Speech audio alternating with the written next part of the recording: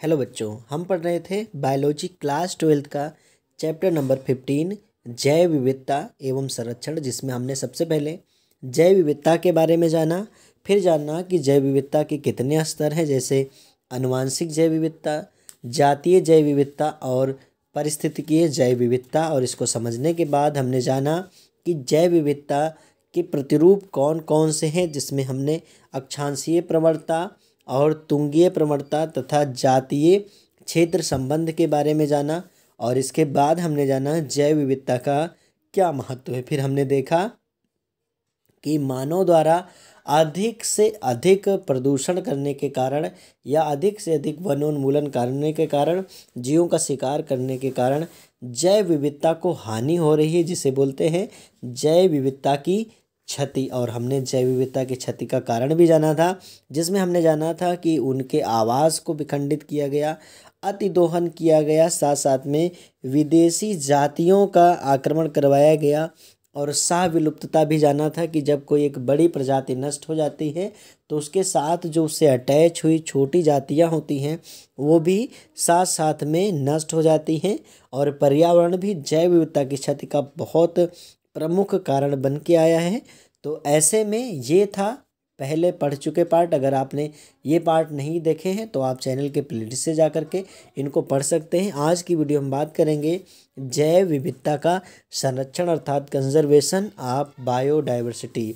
चूँकि हमको पता है कि जो पृथ्वी है इस पर उपस्थित प्राकृतिक संसाधन सीमित हैं। अगर हम पृथ्वी के सभी प्राकृतिक संसाधनों को ख़त्म कर देंगे तो हमारी आगे आने वाली पीढ़ी क्या उपभोग करेगी। चूँकि मानव पृथ्वी पर उपस्थित हर वस्तु का उपभोग करना चाह रहा है, तो ऐसे में हमको ही इसका संरक्षण करना होगा।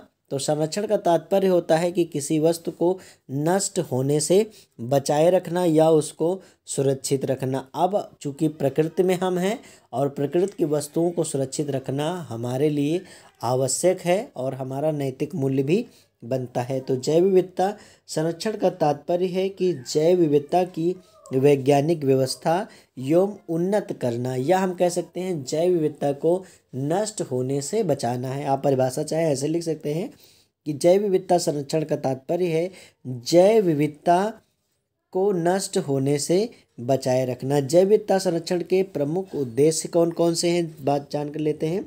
तो सबसे पहला है प्राकृतिक संतुलन बनाए रखना। चूँकि अगर कोई एक जाति विलुप्त होती है तो चूँकि यहाँ पर खाद्य श्रृंखलाएँ चलती हैं, खाद्य जाल चलता है, पोषी स्तर होते हैं, तब जो कोई एक जाति नष्ट हो जाती है और उससे रिलेटेड जो दूसरी जाति है जो उस पर आश्रित थी, हम जैसे मान लेते हैं कि टिड्डे अगर समाप्त हो जाए तो टिड्डे को खाने वाले जो जीव हैं उनके लिए खतरा बढ़ जाएगा, तो प्रकृति का संतुलन खतरे में आ जाएगा।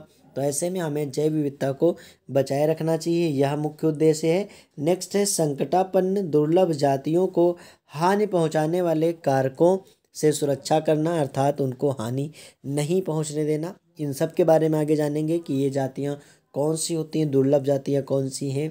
रेड डाटा बुक के बारे में जानेंगे, आगे टॉपिक में आएंगे वहाँ हम लोग डिटेल में इसके बारे में बात करेंगे। दूसरा पॉइंट है कि पादपों एवं जंतुओं के जीन पूल को सुरक्षित करना। जीन पूल के बारे में इससे पहले के चैप्टर में आपने अच्छे से जाना था कि अर्थात जो एक बायोम है, बायोम में उपस्थित जितने भी जीव हैं उनका जीनोम जो है वो बना रहे, बरकरार रहे, और जो जीन पूल है वो मेंटेन रहे। अर्थात कहने का तात्पर्य यही है कि कोई भी जाति नष्ट ना हो। नेक्स्ट है किसी जाति को नष्ट करना अनैतिक है, अतः नैतिक मूल्यों का पालन करते समय हमें यह ध्यान रखना है कि कोई भी जाति नष्ट ना हो। नेक्स्ट है कि प्रकृति एवं जीवमंडल का स्थायित्व बना रहे, जिसके कारण हमें जैव विविधता का संरक्षण करना होगा। और दूसरी बात है कि बहुत सारे ऐसे भी जीव हैं या ऐसी जातियां हैं जिनका ऐतिहासिक या जैव विकासीय महत्व बहुत अधिक है, उनसे हमको बहुत सारी जानकारी प्राप्त होती है, तो उन्हें भी बचाना हमारे लिए ज़रूरी है। ऐसे ही आप लिख सकते हो शैक्षिक महत्व भी है, क्योंकि बहुत सारी जीव जातियों के बारे में अगर आप देखेंगे, उन पर अध्ययन करेंगे तो हमें बहुत सारी जानकारियाँ प्राप्त होती हैं। ऐसे ही हर जाति का एक वैज्ञानिक महत्व है और हर जाति का एक आर्थिक महत्व है। तो बहुत सारे पॉइंट आप बना करके लिख सकते हैं।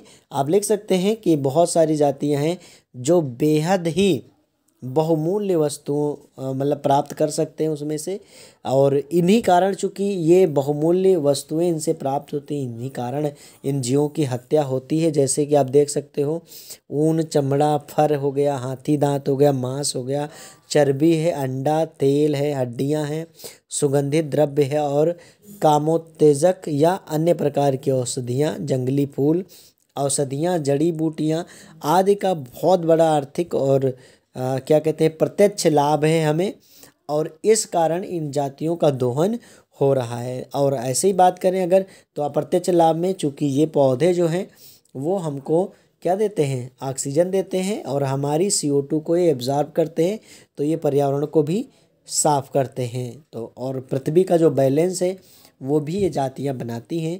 तो मेरे कहने का या बताने का तात्पर्य यही था कि हम यह जानें कि जीवों को सुरक्षित रखना या जैव विविधता को संरक्षित रखना बेहद आवश्यक है।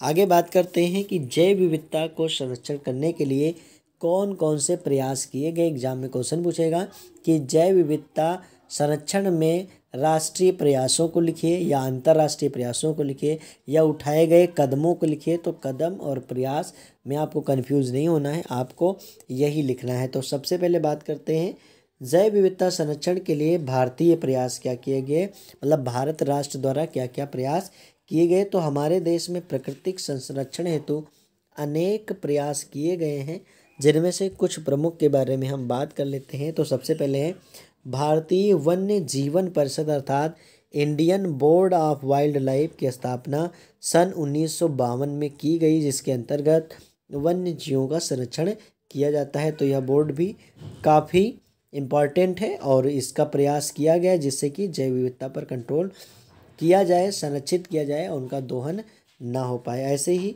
वन्य जीव सप्ताह मनाया जाता है हमारे देश में। प्रत्येक वर्ष 1 अक्टूबर से 8 अक्टूबर तक वन्य जीव सप्ताह मनाया जाता है। और नेक्स्ट है भारतीय वन्य जीवन संस्थान, और इसकी स्थापना भारत सरकार के वन एवं पर्यावरण मंत्रालय ने 1882 में देहरादून में की थी।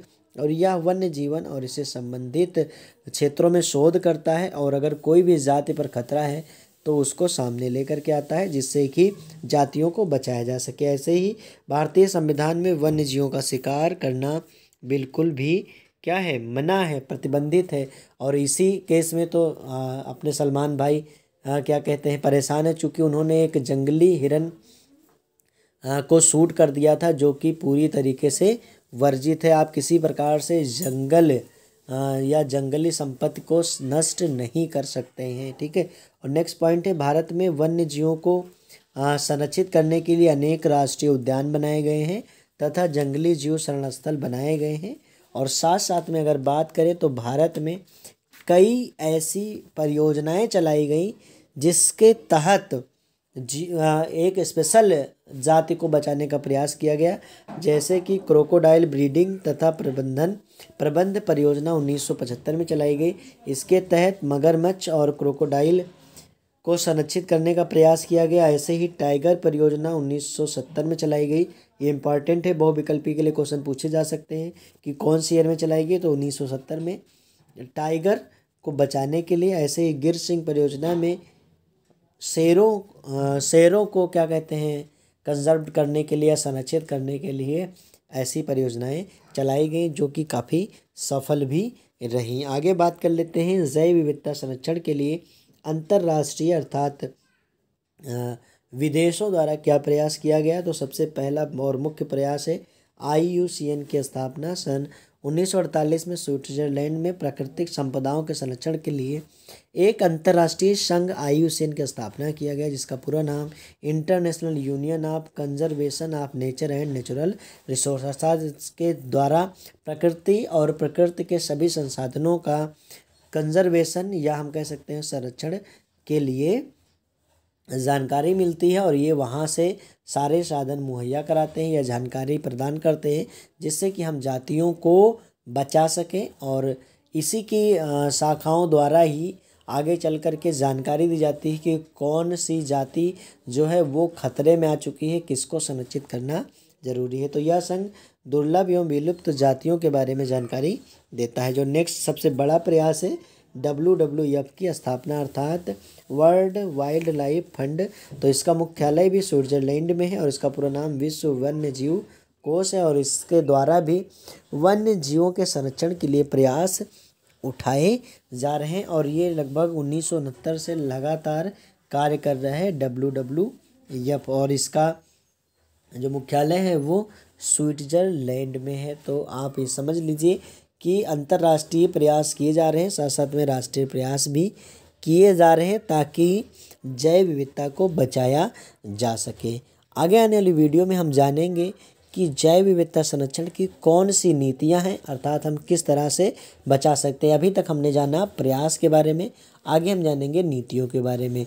एग्जाम में क्वेश्चन 100% पूछे जाने के चांसेज हैं कि जैव विविधता संरक्षण के उपाय बताइए। ठीक है, उपाय पूछ ले या नीतियाँ पूछ ले या कार्यप्रणाली पूछ ले, तब उसके लिए आपको अगले वीडियो का इंतजार करना है। अगला वीडियो बहुत जल्द मिलेगा। तब तक के लिए आप यूं ही पढ़ते रहें, जो भी चैप्टर्स पहले से अपलोडेड हैं उनके द्वारा आप अपना रिवीजन करते रहें। Thank you.